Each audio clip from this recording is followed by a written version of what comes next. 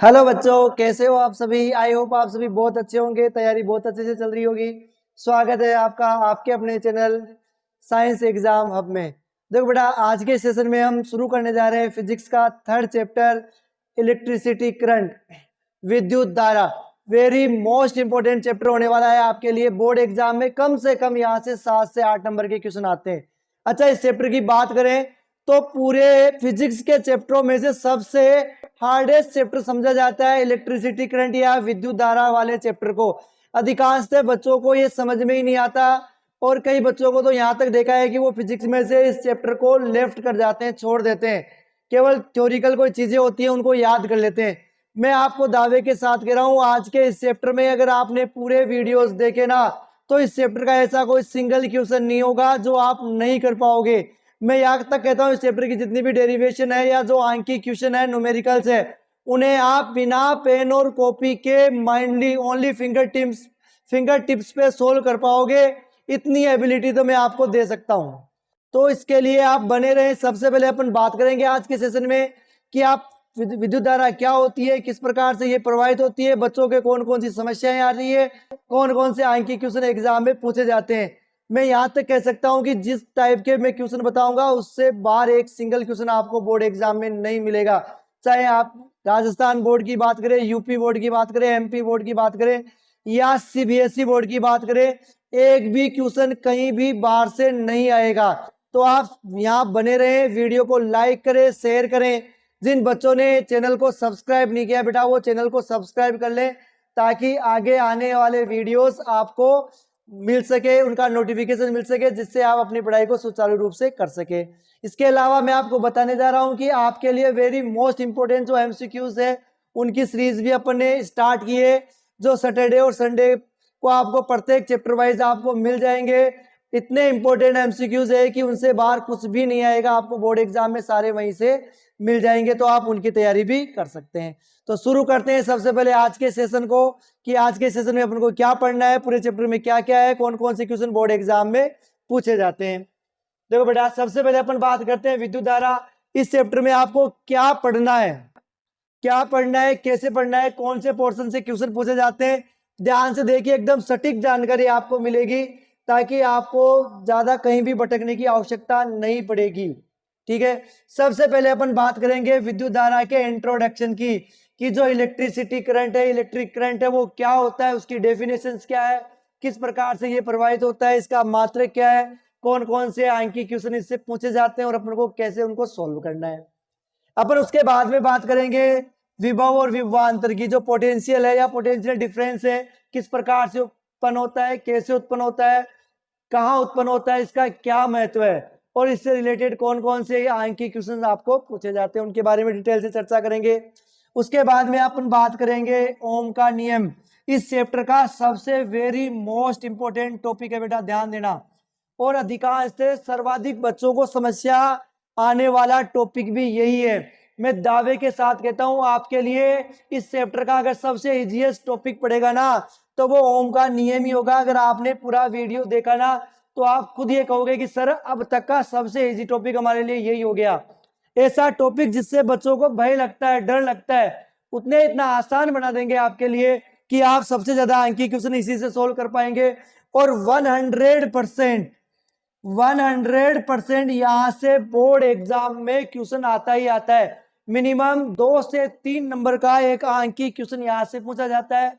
एक एमसीक्यूज का जो क्वेश्चन है वो यहां से पूछा जा सकता है। तो 3 से 4 नंबर का अकेला टॉपिक तो ये ओम का नियम ही है बेटा, बहुत ईजी है।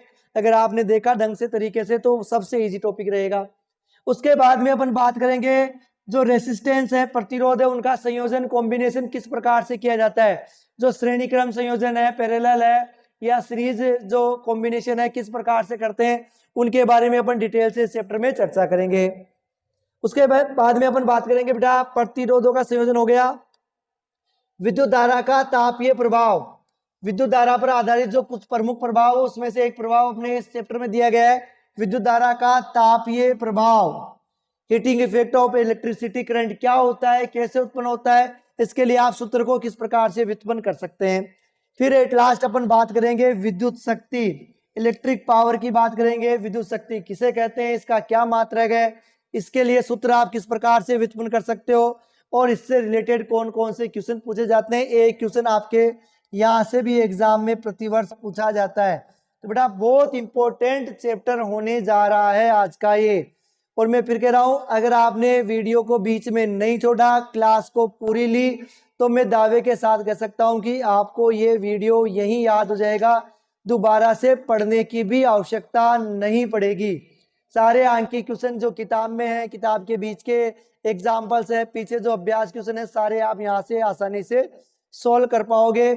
इसके अलावा जब ये पूरा वीडियो पढ़ लेंगे ना, तो इसके बाद में जितने भी आपके एग्जाम्पल्स है, क्वेश्चंस है बुक में, बीच में अन्य अदर इंपॉर्टेंट क्वेश्चन है, उनका भी आपके लिए एक वीडियो लेके आएंगे जिससे आप उनको आसानी से सॉल्व कर सको। तो बेटा आप बने रहना। मैं फिर कह रहा हूं, आप चैनल को सब्सक्राइब जरूर करें, लाइक करें और अपने फ्रेंड्स के पास शेयर कर दें ताकि सभी को इसका बेनिफिट मिल सके। देखो शुरू करते हैं आज के सेशन को। सबसे पहले अपन बात करेंगे विद्युत धारा की, कि विद्युत धारा क्या होती है, किसे कहते हैं। तो बेटा सबसे पहले अपन बात करते हैं इसके डेफिनेशंस की।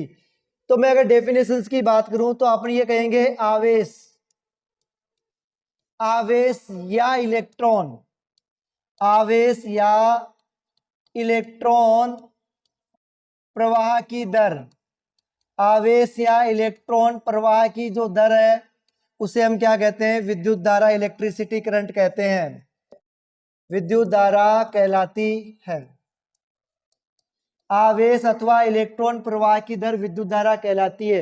कुल मिला के अगर अपन वो बात करें कि विद्युत धारा में क्या होता है, तो बेटा ध्यान रखना, विद्युत धारा में इलेक्ट्रॉन प्रवाहित होते हैं। एक स्थान से दूसरे स्थान पर इलेक्ट्रॉनों का गति होती है, इलेक्ट्रॉन स्वतंत्र अवस्था में पाए जाते हैं, वो इलेक्ट्रॉन गति करते हैं।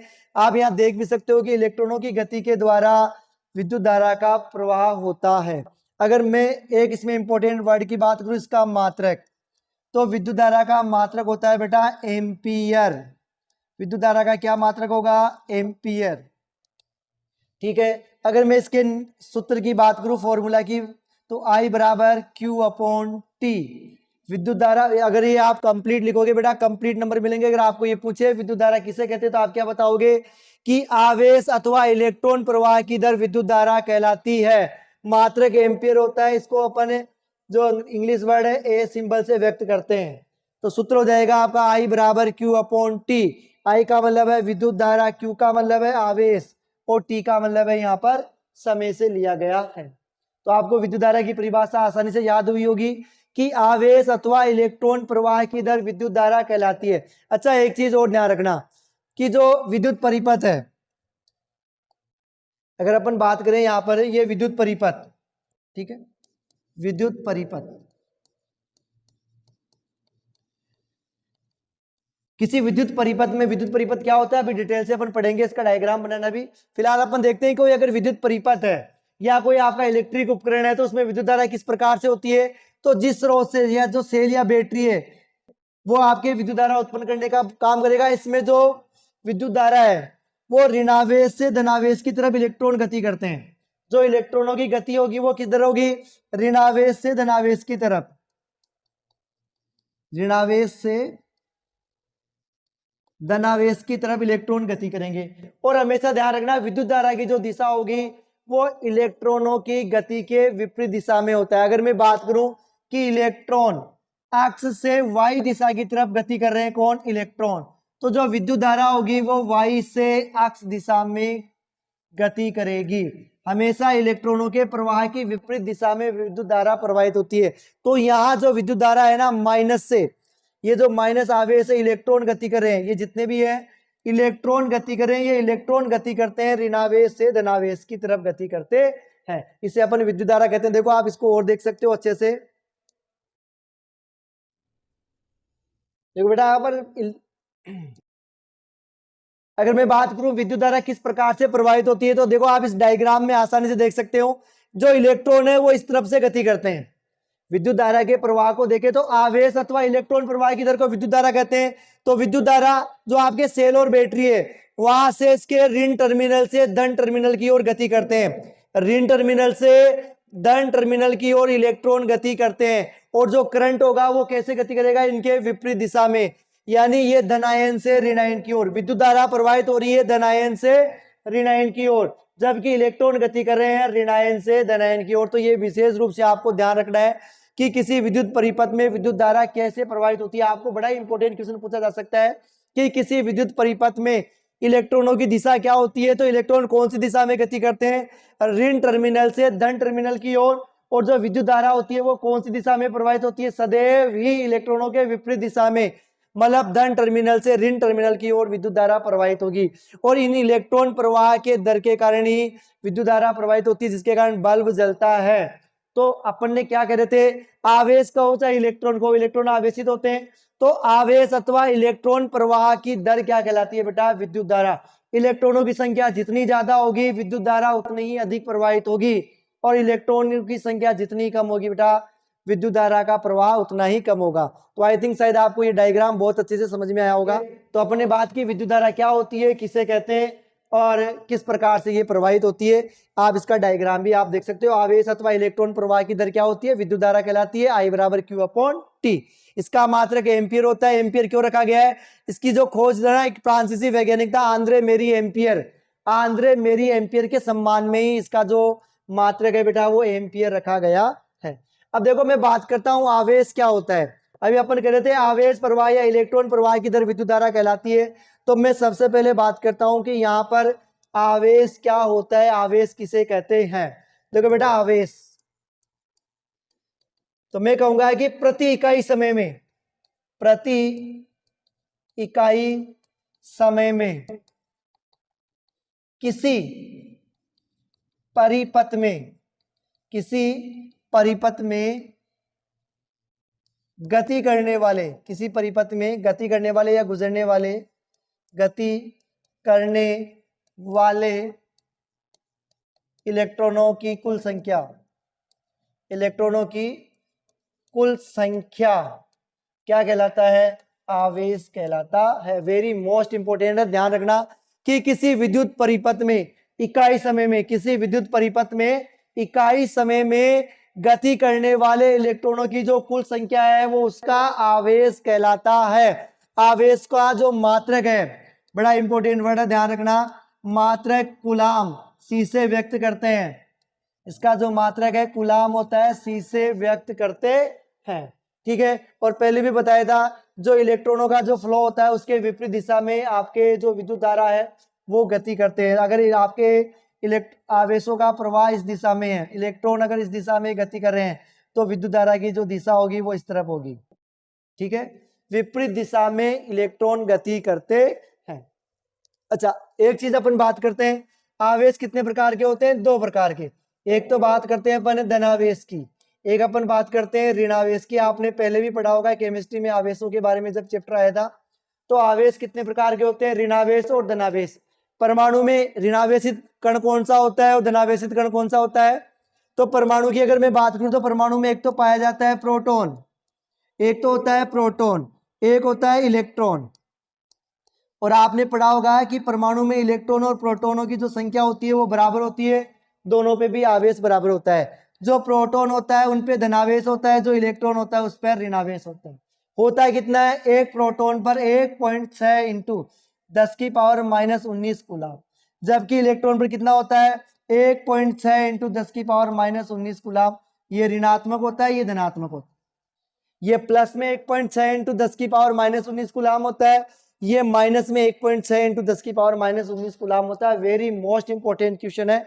अगर एमसीक्यूज की बात करें, छोटे क्वेश्चनों की बात करें, तो आपको ये पूछा जा सकता है बेटा कि किसी एक इलेक्ट्रॉन पर पाए जाने वाले आवेश का मान लिखिए। तो बेटा एक इलेक्ट्रॉन पर कितना आवेश होता है, 1.6 इंटू 10 की पावर -19 कूलम एक इलेक्ट्रॉन पर आवेश होता है। अच्छा, अब अपने बात की कि किसी परमाणु में, किसी परिपथ में जितने इलेक्ट्रॉन, अगर मैं बात करूं जितने इलेक्ट्रॉन गति करेंगे जितना आवेश गति करेगा, एक परमाणु में जितना आवेश गति करेंगे उसमें उतनी ही ज्यादा विद्युत धारा प्रवाहित होगी। अगर इलेक्ट्रॉनों की संख्या, इलेक्ट्रॉनों की संख्या से क्या निर्धारित होता है, विद्युत धारा। ठीक है, दोनों एक दूसरे के समानुपाती होंगे। जितने ज्यादा इलेक्ट्रॉन होंगे, जितने ज्यादा इलेक्ट्रॉन गति करेंगे, उतना ही ज्यादा उसका आवेश होता है। क्लियर है? अगर कम मात्रा में इलेक्ट्रॉन गति कर रहे हैं तो वो कम चालक होता है, अधिक मात्रा में इलेक्ट्रॉन गति कर रहे हैं तो वो अधिक चालक होता है। अगर मैं यहाँ चालकता की बात करूं तो अपन यहाँ बात कर सकते हैं बेटा कि जो पदार्थ होते हैं चालकता के आधार पर, चालकता के आधार पर, चालकता के आधार पर पदार्थ 3 प्रकार के होते हैं। कितने प्रकार के होते हैं बेटा? 3 प्रकार के। मैं बात करूं एक तो सुचालक, सुचालक, एक अपन बात करते हैं कुचालक, एक अपन बात करेंगे अर्धचालक। ठीक है, अर्धचालक। तो सुचालक ऐसे पदार्थ जिनमें से आसानी से विद्युत धारा प्रवाहित हो जाती है, यानी इलेक्ट्रॉन बहुत अत्यधिक मुक्त अवस्था में पाए जाते हैं, आसानी से विद्युत धारा का प्रवाह कर सकते हैं, सुचालक कहलाते हैं। ऐसे पदार्थ जिनमें से बिल्कुल भी विद्युत धारा प्रवाहित नहीं हो सकती, कुचालक कहलाते हैं। जैसे अपन लकड़ी की बात करें, रबर बात करें, प्लास्टिक की बात करें, तो ये सभी कुचालक है। लोहा है, सोना है, चांदी है। चांदी विद्युत की सबसे अच्छी चालक धातु होती है। ठीक है, और अर्धचालक की बात करें जिनमें धातु चालकता और अचालकता के बीच वाले, यानी ऐसे पदार्थ जो विद्युत के कुचालक होते हैं लेकिन किसी विशेष परिस्थिति में, अत्यधिक ताप पर या निम्न ताप पर या किसी अन्य परिस्थिति में जिनमें विद्युत धारा प्रवाहित हो सकती है, क्या कहलाते हैं? अर्धचालक कहलाते हैं। ऐसे पदार्थ जिनमें किसी विशेष परिस्थिति में, विशेष कंडीशन में विद्युत धारा का प्रवाह होता है, अर्धचालक कहलाते हैं। जिनमें विद्युत धारा आसानी से प्रवाहित होती है, सुचालक। जिनमें विद्युत धारा आसानी से बिल्कुल प्रवाहित नहीं होती है, वो कुचालक। और ऐसे पदार्थ जिनमें किसी विशेष परिस्थिति में विद्युत धारा का प्रवाह हो सकता है बेटा, वो क्या कहलाता है? अर्धचालक कहलाता है। ठीक है, तो ये हो गए आपके आवेश और चालकता, कुचालकता के आधार पर पदार्थ। आप आवेश का कह सकते हो, एकांक समय में विद्युत परिपथ से गुजरने वाले इलेक्ट्रॉनों की संख्या को अपन क्या कहते हैं? आवेश कहते हैं। देखो बेटा, इसमें विशेष रूप से ध्यान रखने योग्य बात है, एक तो इसका मात्रक, एक तो इसका मात्रक क्या होता है? कूलाम। ठीक है, किससे व्यक्त कर रहे हैं? सी से। ठीक है, तो अगर मैं बात करूं Q बराबर क्या हो जाएगा? Ne। ठीक है, Q का मतलब तो क्या हो गया? आवेश। Q का मतलब तो क्या हो गया? आवेश। या N बराबर क्या हो जाएगा? इलेक्ट्रॉनों की संख्या। इलेक्ट्रॉनों की संख्या की कितने इलेक्ट्रॉन गति कर रहे हैं। ठीक है, और E का मतलब हो गया 1 इलेक्ट्रॉन पर आवेश। तो 1 इलेक्ट्रॉन पर आवेश कितना पाया जाता है? 1.6 × 10⁻⁻19 कूलाम। या आप माइनस की भी बात कर सकते हैं। अगर आपको ऑब्जेक्टिव क्वेश्चन में माइनस लिखा हुआ मिले तो आप माइनस वाला बता देना, नहीं तो आप बता देना 1.6 × 10⁻⁻19 कूलाम आवेश होता है 1 इलेक्ट्रॉन पर। ध्यान रखना, ये 1 इलेक्ट्रॉन पर है। अगर आपको जितने भी इलेक्ट्रॉन दे, आप उनको गुणा कर दोगे तो उन इलेक्ट्रॉनों पर पाए जाने वाला कुल आवेश आ जाएगा, Q का मान आ जाएगा। तो Q का मान ज्ञात करना हो तो अपन क्या कहेंगे? Q बराबर Ne। N यानी इलेक्ट्रॉनों की संख्या और E यानी 1 इलेक्ट्रॉन पर पाया जाने वाला आवेश। ठीक है, देखो अब वेरी मोस्ट इंपॉर्टेंट चीज है, ये एग्जाम में अधिकांश तक पूछी जाती है, या तो ऑब्जेक्टिव क्वेश्चन में या अदर क्वेश्चंस में भी ये पूछ लिया जाता है। 1 कूलाम आवेश में इलेक्ट्रॉनों की संख्या ज्ञात करो। ये कह रहा है Q बराबर 1 कूलाम है, Q बराबर 1 कूलाम है, तो इसमें जो N है उनका मान ज्ञात करें। और जबकि आपको पता है E बराबर क्या होता है? 1.6 × 10⁻⁻19 कूलाम। अगर आपने प्रश्न को समझ लिया, ढंग से लिख दिया ना, तो आपका आधा क्वेश्चन तो वहीं सॉल्व हो जाएगा। अब आपको बताना है कि 1 कूलाम आवेश में, जब किसी विद्युत परिपथ में 1 कूलाम आवेश प्रवाहित होता है तो उसमें लगभग इलेक्ट्रॉनों की संख्या कितनी होती है। तो देखो, आपका सूत्र था Q बराबर Ne। ठीक है, Q का मान कितना दे रखा है? 1। N का मान आपको ज्ञात करना है। E का मान कितना है? 1.6 × 10⁻⁻19। किसका मान ज्ञात करना है? N। तो N बराबर हो जाएगा 1/1.6 × 10⁻19। क्लियर है?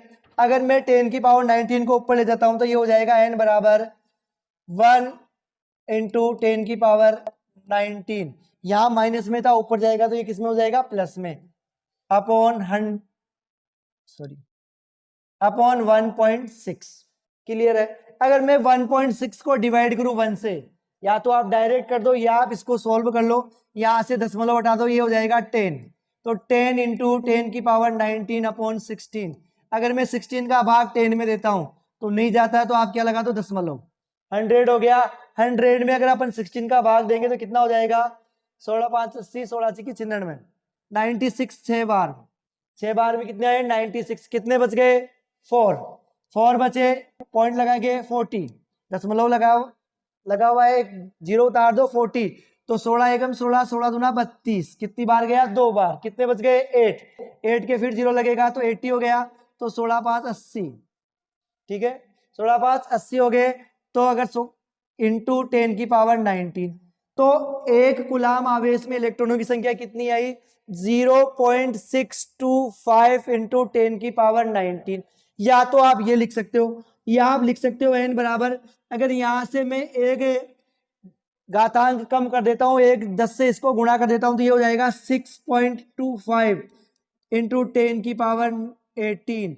यहां से अपन ने एक 10 को निकाल लिया मल्टीप्लाई में, तो ये हो गया आपके पास 6.25 इंटू 10 की पावर 18।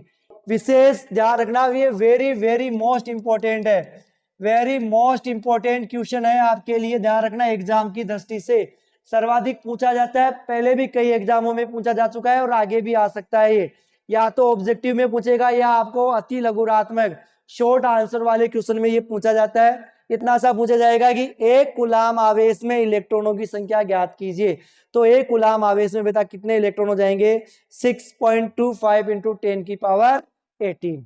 क्लियर है, कोई मात्रक नहीं है, ये केवल इलेक्ट्रॉनों की संख्या है। एक कूलाम आवेश प्रवाहित करने के लिए आपको कितने इलेक्ट्रॉनों को गति करवाना होगा 6.25 इंटू 10 की पावर 18, इतने इलेक्ट्रॉन किसी विद्युत परिपथ में गति करने चाहिए। ये विशेष रूप से ध्यान रखना। क्लियर है, आई थिंक शायद आपको बहुत अच्छे से समझ में आया होगा। आगे अपन बात करते हैं, देखो एक कूलाम आवेश में इलेक्ट्रॉनों की संख्या दे रखी है, आप आराम से ज्ञात कर लेना। 1 एम्पियर की परिभाषा, अच्छा आपने इस चैप्टर में पूरा ध्यान रखना, आपको हमेशा विद्युत धारा के मात्रक की परिभाषा पूछी जा सकती है, सभी के मात्रकों की परिभाषा पूछी जाएगी। तो कैसे बनाना है, विद्युत धारा के मात्रक की परिभाषा, विद्युत धारा के मात्रक की परिभाषा क्या होती है, तो आपको विशेष रूप से ध्यान रखना है कि विद्युत धारा के मात्रक की क्या परिभाषा होगी। देखो विद्युत धारा का मात्रक क्या होता है एम्पियर, आपने पढ़ा होगा I बराबर क्यू अपॉन टी, अभी बताया था मैंने। विद्युत धारा ज्ञात करने का सूत्र क्या होता है I बराबर क्यू अपॉन टी। मुझे ये बताइए I का या विद्युत धारा का जो मात्रक होता है वो क्या होगा एम्पियर, कितना 1 एम्पियर, किसका मान ज्ञात करना है 1 एम्पियर की परिभाषा। तो 1 एम्पियर कब आएगा, जब जो आवेश हो मेरे पास कितना हो 1 कूलाम। 1 कूलाम आवेश को अगर मैं 1 सेकंड तक प्रवाहित करवाऊं, अगर 1 कूलाम आवेश को आप 1 सेकंड तक प्रवाहित कराएंगे तो जो परिपथ में प्रवाहित धारा है वो क्या कहलाएगी 1 एम्पियर। तो मैं यहां से इसकी परिभाषा क्या बना दूंगा, यदि 1 कूलाम आवेश, यदि 1 कूलाम आवेश 1 सेकंड तक, 1 सेकंड तक प्रवाहित होता है, प्रवाहित होता है, तो धारा का मान, इलेक्ट्रिसिटी करंट का जो मान होगा 1 एम्पियर कहलाता है, 1 एम्पियर कहलाता है। और ये लिख देना सूत्र, 1 एम्पियर बराबर 1 कूलाम बटा 1 सेकंड। क्लियर है, आई थिंक शायद आपके बहुत अच्छे से समझ में आया होगा। वेरी मोस्ट इंपॉर्टेंट है बेटा, मैं फिर कह रहा हूं, यहां आपको ज्यादातर जितने भी आपके पॉइंट्स आएंगे उनके मात्रकों की परिभाषा पूछी जाएगी, या तो डायरेक्ट दे देगा 1 एम्पियर किसे कहते हैं, 1 वोल्ट किसे कहते हैं। तो ये विद्युत धारा के लिए क्लियर है, ठीक है। अब एक बात करते हैं विद्युत धारा का मापन। विद्युत जो धारा होती है, धारा का मापन किसके द्वारा किया जाता है, तो बेटा विद्युत धारा का जो मापन है, एक मीटर आता है एमीटर, एक यंत्र होता है जिसे हम क्या कहते हैं एमीटर।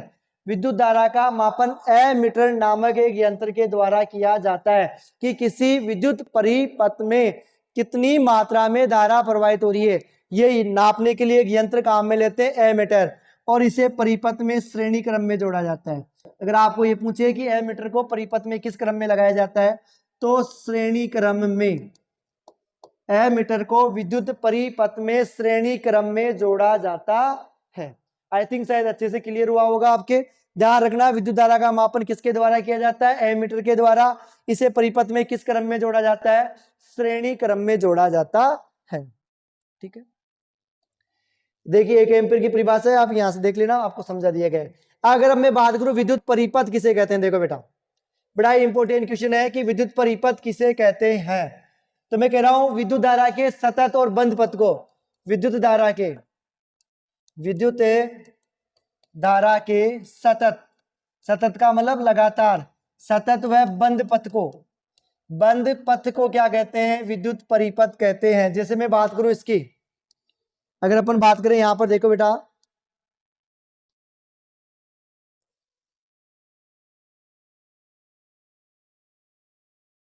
देखो ये एक विद्युत परिपथ है, ये क्या है? विद्युत परिपथ। यहां से ये बल्ब के एक सिरे से ये दूसरा सिरा, यहां से अपने वायर को लेके गए, ये सिरा जुड़ा हुआ है सेल या बैटरी से। किससे जुड़ा हुआ है? सेल या बैटरी से। दूसरा सिरा इसके ऋणात्मक सिरे से जुड़ा हुआ है, और ये स्विच, और यहां से जुड़कर यहां तक वापस आ गया। तो ये विद्युत धारा का एक बंद पथ है। ऐसे नहीं है कि एक वायर यहाँ है, यहाँ बल्ब है, और ये वायर दूसरा हो गया, ये तो खुला है, इसको अपन परिपथ नहीं कहेंगे। विद्युत धारा के सतत, बिल्कुल लगातार है और बंद पथ है, तो विद्युत धारा के सतत एवं बंद पथ को, विद्युत धारा के सतत एवं बंद पथ को विद्युत परिपथ कहते हैं। अगर आपको डायग्राम बनाने के लिए कहे तो अपन इस प्रकार का डायग्राम बना सकते हैं। देखो बेटा, इसी डायग्राम को इजी वे में आप इस प्रकार से बना सकते हैं, सिंबल्स के द्वारा। देखो किसके द्वारा? सिंबल्स के द्वारा। बल्ब का सिंबल, देखो क्या सिंबल्स होते हैं, अभी अपन में बताएंगे आपको कि किसका सिंबल कैसे लेना है, परिपथ का निर्माण कैसे करना है। देखो बल्ब के लिए अपन ये वाला निशान काम में ले सकते हैं, ये ठीक है। यहाँ पर एमीटर है, विद्युत धारा को मापने के लिए एमीटर का उपयोग किया जाता है, तो एमीटर का सिंबल अपन एक के रूप में ले लिया अपन, ठीक है। यहाँ अपन ने ले लिया बैटरी, ये क्या है? बैटरी, बैटरी या सेल, सेल या बैटरी, ठीक है। ये हो जाएगा आपके लिए स्विच, तो स्विच का प्रतीक अपन इस प्रकार से ले सकते हैं, ये सेल और बैटरी के लिए और ये बल्ब के लिए। तो इस प्रकार से आप किसी विद्युत परिपथ का, अगर आपको चित्र पूछे विद्युत परिपथ का, तो आपको यहाँ ये वाला चित्र बनाने आना चाहिए। रेखा चित्र बना के आते हैं अपन। तो एक विद्युत परिपथ किसे कहते हैं? विद्युत धारा के सतत एवं बंद पथ को विद्युत परिपथ कहा जाता है। और अगर रेखा चित्र बात करें तो ये इस प्रकार से, और जो वास्तविक डायग्राम होगा वो इस हिसाब से हो जाएगा कि अपन एक सेल और बैटरी ली, वहां से दो वायर लिए, उसको अपन ने बल्ब से जोड़ दिया, एक स्विच से जोड़ दिया। जब स्विच ऑन की स्थिति में होगा बल्ब जलेगा, जब स्विच ऑफ की स्थिति में होगा तो बल्ब नहीं जलेगा। तो इसे अपन कहते हैं विद्युत परिपथ।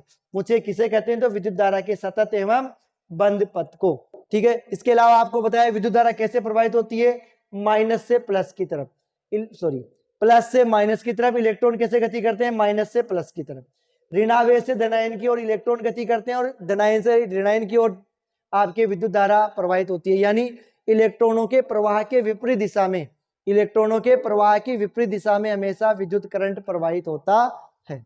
क्लियर है? अब देखो इससे रिलेटेड कुछ आंकिक क्वेश्चन की बात कर लेते हैं कि किस प्रकार से आंकिक क्वेश्चन आएंगे और आपको किस प्रकार से उनको सॉल्व करना है। देखो बेटा, आपको कुछ आंकिक क्वेश्चंस बता देते हैं जिनको आपको सॉल्व करना आना चाहिए। किस प्रकार से आपको सॉल्व करना है, ध्यान रखना। जैसे किसी विद्युत बल्ब में, किसी विद्युत बल्ब के तंतु से कितना? 300 कूलाम आवेश, 300 कूलाम विद्युत आवेश 10 मिनट तक प्रवाहित होता है। तो विद्युत परिपथ में प्रवाहित धारा का मान ज्ञात। मैं पहले कह रहा हूं, सबसे पहले तो बेटा आपको क्वेश्चन लिखना आना चाहिए। क्या दिया गया है? क्यू दिया गया है। क्यू बराबर कितना है? 300 कूलाम। टाइम दिया गया है, टाइम कितना है? 10 मिनट्स। और आपको पता है कि हमारे पास टाइम किस में होना चाहिए? सेकंड में। तो आप 10 मिनट को 60 से गुणा कर दो, ये हो जाएगा सेकंड। 1 मिनट में 60 सेकंड होते हैं, तो 60 से मल्टीप्लाई कर दो। ज्ञात क्या करना है? प्रवाहित धारा आई का मान ज्ञात करना है। क्योंकि आपको पता है आई बराबर क्या होता है बेटा? Q upon T. आई बराबर क्या होता है? Q upon T. तो आई बराबर क्यू का मान कितना है? 300। समय का मान कितना है? 10 गुणा 60। एक जीरो से एक जीरो कट गया, यहाँ एक जीरो से एक जीरो कट गया, ठीक है। कितना बच गया? 3/6। आई बराबर कितना हो गया बेटा? 3/6। अगर मैं इसको सोल्व करूंगा तो ये हो जाएगा 1/2। तो मैं कह सकता हूं आई बराबर 0.5 एम्पीयर। अगर आपने मात्रक नहीं लिखा तो आपको बोर्ड एग्जाम में नंबर नहीं मिलेंगे। ये मात्रक लिखना बहुत जरूरी है, मात्रक लिखना बहुत जरूरी है। तो इसका आंसर कितना आ जाएगा? 0.5 एम्पीयर की धारा उसमें प्रवाहित हो रही है। आई थिंक आप अच्छे से कर पाओगे, समझ में आया होगा। आगे क्वेश्चन देखो, कोई एक दूसरे टाइप का एक क्वेश्चन और सॉल्व करके देखते हैं बेटा। किसी विद्युत परिपथ में 5 एम्पीयर की धारा, इस बार क्या दिया है? 5 एम्पीयर की धारा कितने 2 सेकंड तक प्रवाहित होती है, तो उत्पन्न आवेश ज्ञात करो। ये कह रहा है इस बार आई तो है 5 एम्पीयर, ठीक है। टाइम है आपके लिए 2 सेकंड, ठीक है, ये कह रहा है Q ज्ञात करो। ठीक है, सूत्र क्या होता है, I बराबर Q अपॉन T। क्या ज्ञात करना है, Q। तो ये हो जाएगा Q बराबर, दोनों मल्टीप्लाई हो जाएंगे तो IT। Q बराबर क्या हो गया, IT। तो बताओ I का मान कितना है बेटा, 5। T का मान कितना है, 2 सेकंड। तो Q का मान कितना आ जाएगा, 5 दूनी 10 कूलम। प्रतीक लिखना, मैं फिर कह रहा हूं प्रतीक लिखना बहुत, मात्रक लिखना बहुत आवश्यक है।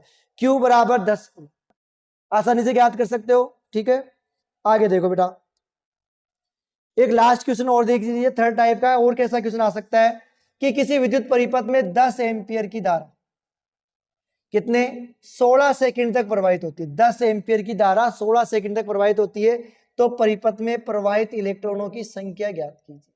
बेटा इस बार क्या पूछ रहा है, इलेक्ट्रॉनों की संख्या। ये कह रहा है आई बराबर तो कितना है, 10 एम्पियर। ठीक है, टाइम कितना दे रहा है, ये 16 सेकंड। और ये कह रहा है इलेक्ट्रॉनों की संख्या ज्ञात करो, एन का मान ज्ञात करो। जब भी एन का मान पूछे तो आपको ई का मान पता होना चाहिए, कितना है, 1.6 इंटू 10 की पावर -19। सूत्र लगाओ, क्या होता है, आई बराबर क्यू अपॉन टी। क्यू तो है ही नहीं आपके पास, तो ये सूत्र हो जाएगा आई बराबर एन ई अपॉन टी, क्योंकि क्यू बराबर क्या होता है, एन ई। अब बताओ आपको ज्ञात क्या करना है, ई ज्ञात करना है, सॉरी एन का मान ज्ञात करना है। तो ये तो दोनों मल्टीप्लाई हो जाएंगे। आई, मैं कह रहा हूं एन बराबर आपके लिए हो जाएंगे आई इंटू टी बटा इलेक्ट्रॉन। यही आएगा, जो मल्टीप्लाई में है वो डिवाइडेशन हो जाएगा, जो डिवाइडेशन में है वो मल्टीप्लाई में हो जाएगा। तो एन बराबर आई का मान कितना है बेटा, 10 दे रखा है। टी का मान कितना है, 16 है। बताओ जी ई का मान कितना होता है, 1.6 इंटू 10 की पावर -19। ठीक है, अगर मैं ज्ञात करना चाहूं तो यहां से इसको तो ऊपर भेज देते हैं, 10 इंटू 16 इंटू 10 की पावर 19। यहाँ है 1.6, अगर मैं ये दशमलव हटा दूं तो यहाँ एक और दशमलव लग जाएगा और ये हो जाएगा 16। तो 16 से 16 कट गया, कितना बचा, n बराबर 100 इंटू 10 की पावर 19। ठीक है, 19 है, दो जीरो यहाँ है, तो मैं कह सकता हूँ 10 की पावर 21। कितने इलेक्ट्रॉन हो गए, 10 की पावर 21 इलेक्ट्रॉन टोटल। कोई मात्रक नहीं आएगा, कोई प्रतीक नहीं आएगा। तो इलेक्ट्रॉनों की संख्या कितनी है, 10 की पावर 21 इलेक्ट्रॉन यहां से गति कर रहे हैं। आई थिंक आप सारे प्रकार के जो क्वेश्चन है आपको अच्छे से समझ में आ गए होंगे और आप अच्छे से कर पाओगे। ठीक है, आपको सबसे पहले फॉर्मूला लिखना है, सबसे पहले आपको फॉर्मूला लिखना है। फॉर्मूला लिखने के बाद में और क्वेश्चन लिखना है, क्या दिया गया है, क्या दिया गया है और क्या ज्ञात करना है। अगर आपने, मैं फिर कह रहा हूं, ये लिख दिया ना, क्या दिया गया है और क्या ज्ञात करना है, तो आप आसानी से सारे क्वेश्चन सोल्व कर पाओ। क्लियर है, तो आपके ये अच्छे से ध्यान रखना है और अच्छे से समझ में आ जाना चाहिए किस प्रकार से आपको क्यों करना। अच्छा, एक चीज का इसमें और ध्यान रखना कि जो विद्युत धारा है, विद्युत धारा के मात्रक, विद्युत धारा का मात्रक क्या पढ़ा था आपने, एम्पियर। एम्पियर, इसके छोटे मात्रक और हैं, अन्य मात्रक। अन्य मात्रक कौन सा, एक तो होता है मिली एम्पियर, मिली एम्पियर, एक होता है माइक्रो एम्पियर। बड़ा इंपॉर्टेंट है, ध्यान रखना। एक तो अपन बात करेंगे मिली एम्पियर की, एक अपन बात करेंगे माइक्रो एम्पियर की। ठीक है, तो मैं बात करूं 1 मिली एम्पियर या 1 माइक्रो एम्पियर में कितने एम्पियर होते हैं, तो 1 मिली एम्पियर तो बराबर होता है 10 की पावर 3 एम्पियर के। और अगर मैं बात करूं 1 माइक्रो एम्पियर की, तो ये हो जाएगा 10 की पावर -6 एम्पियर की। बड़ा इंपॉर्टेंट है, ध्यान रखना, यहां से भी क्वेश्चन आता है। कई बार आपको यहाँ एम्पियर की जगह मिली एम्पियर दे देगा, मान लो मिली एम्पियर दे दी गया, तो सबसे पहले आपको किस में बदलना पड़ेगा, इसको एम्पियर में। और कितना होगा, 10 की पावर 3 एम्पियर। 1 मिली एम्पियर में 10 की पावर -3 होते हैं, तो इसमें कितना हो जाएगा, 10 से मल्टीप्लाई कर देना। क्लियर है, आई थिंक ये सारे, यहाँ आपको विद्युत धारा से संबंधित जितने भी प्रकार के न्यूमेरिकल्स पूछे जाएंगे उन सब के बारे में अपन ने चर्चा की है। इससे बाहर आपको एक भी क्वेश्चन नहीं पूछा जाएगा, चाहे ऑब्जेक्टिव हो, चाहे शॉर्ट क्वेश्चन हो, चाहे लॉन्ग क्वेश्चन हो, सारे क्वेश्चन आपके यहीं से आने हैं। इसके अलावा विद्युत धारा से रिलेटेड कोई सा भी आपको क्वेश्चन नहीं पूछेगा अगर इस टॉपिक से रिलेटेड आएगा। तो आज के सेशन में अपन केवल विद्युत धारा या इलेक्ट्रिसिटी करंट के इंट्रोडक्शन के बारे में बात करेंगे। इसका मात्रक क्या है, प्रतीक क्या है, इसका जो फॉर्मूला होता है वो क्या होता है, और फॉर्मूले के द्वारा अपन किस प्रकार से न्यूमेरिकल सॉल्व करते हैं। आवेश किसे कहते हैं, आवेश को कैसे ज्ञात किया जाता है, या एक कूलाम आवेश में इलेक्ट्रॉनों की जो संख्या होती है वो 6.25 × 10⁻18 इलेक्ट्रॉन होते हैं एक कूलाम आवेश में। ठीक है, तो आप इसका अच्छे से रिवीजन करना। अगर आपने ध्यान से तरीके से क्लास ली है तो दोबारा से आपको इसको ज्यादा पढ़ने की आवश्यकता नहीं है। कुछ डेफिनेशंस है जिन्हें आप आसानी से देख लेना। ठीक है, इससे रिलेटेड अगर आपके बुक में कोई भी क्वेश्चन दिया गया है तो बेटा आप उसे आसानी से सॉल्व करें। अगर नहीं समझ में आता है तो आप हमें कमेंट करके बताएं, मैं आपको उसके आंसर के लिए, उस क्वेश्चन के सॉल्व के लिए अलग से एक वीडियो क्लास बना के आपको उसका आंसर प्रोवाइड करवा दिया जाएगा। तो मिलते हैं अब आपको इस चैप्टर के सेकंड टॉपिक के साथ अगले वीडियो में। तब तक के लिए आप पढ़ते रहें। अगर आपने वीडियो को अभी तक लाइक नहीं किया है तो बेटा प्लीज वीडियो को लाइक करें और शेयर कर दें। ठीक है, कुछ व्यक्ति जो नए आए हैं जिन्होंने चैनल को सब्सक्राइब नहीं किया है वो चैनल को सब्सक्राइब करें। तो मिलते हैं आपसे नेक्स्ट वीडियो में नए टॉपिक के साथ। तब तक के लिए जय हिंद, जय भारत।